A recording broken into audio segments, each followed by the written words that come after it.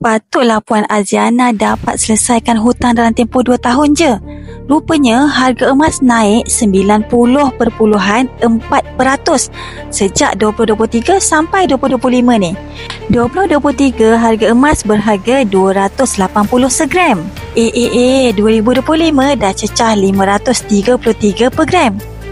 Jadi Puan Aziana ambil kesempatan ini untuk jual emas yang dibeli pada 2023 dan selesaikan hutang jahat. Lega satu perkara dalam hidup. Ini adalah antara testimoni dan antara kejayaan menyimpan emas. Emas memang sesuai untuk simpanan melebihi 2 tahun dan ke atas. Apa-apa tujuan, melebihi 2 tahun dan ke atas, sila simpan emas. Klik pautan di bio ataupun caption untuk saya bantu dengan cara dan langkah terbaik buat anda.